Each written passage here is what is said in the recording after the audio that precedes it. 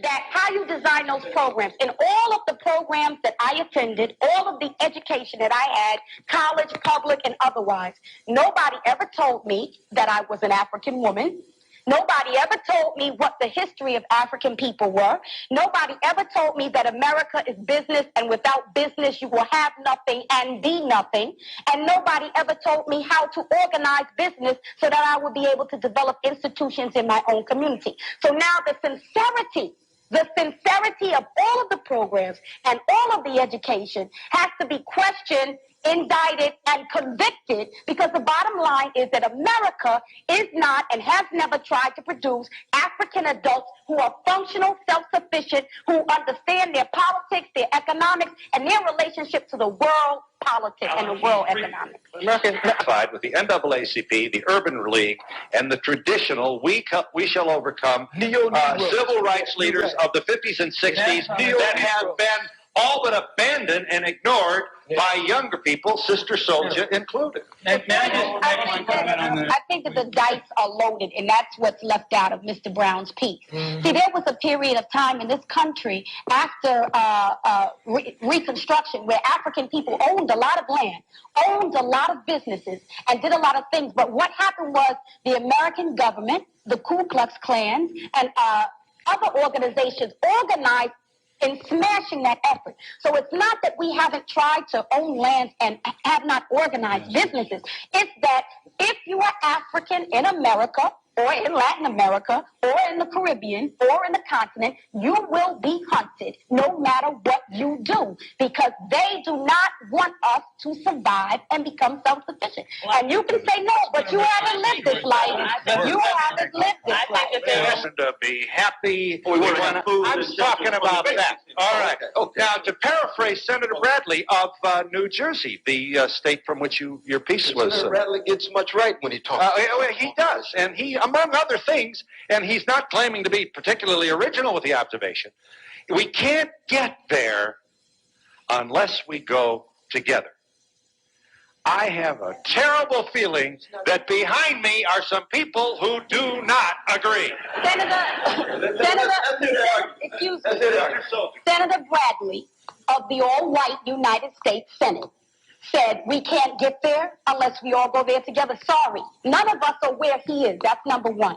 Number two, you're making a moral appeal to a country that doesn't have a moral conscience. The question becomes that when white people feel serious and angry and upset about abortion, they come out in the thousands up to the millions to say, this is what we believe about abortion. Where is the white outcry against white racism that murders African people all around this entire globe? It doesn't exist. So who are these white good people? I want to meet them.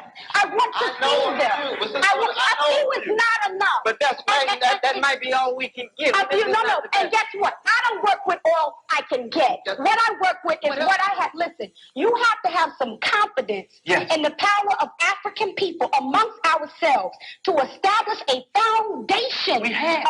We have. We have utter chaos in our cities, and you got to do that. You can have a program. I'm not saying we've built a lot of institutions, and those institutions have not been effective. The majority of millions of African youth in this country are dying mentally, dying spiritually, dying emotionally, dying academically. And you may have a program, Mr. Brown may have a program, but what we got to talk about is an American government that tracks millions of African people who don't go to your program, don't go to Brown's program, millions of African people, not only here, but all around the world. And if we are not honest enough to say who are our friends, who are our enemies, to know what a friend is, to know what an enemy is, we will constantly be trying to get into people's parties, to shake our butts with them, to get them to like us, and that's not the question. The question is, what can we build amongst ourselves to secure ourselves from our enemies so that we will be able to survive into the future?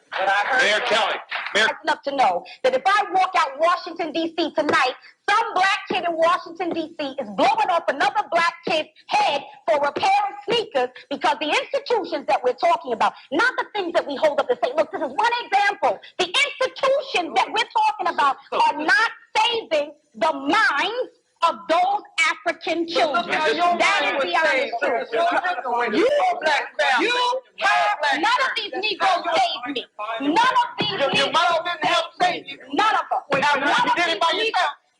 Listen, you know who saved me? A man named John DeSane in Englewood, New Jersey, who told me who I was, who showed me my history, who told me who my enemies were, who let me know that this was not an easy world, who let me know that this was a cold environment, who let me know that what he's not a part of is dilly-dallying with the minds of African children and letting them know what the real situation is in America.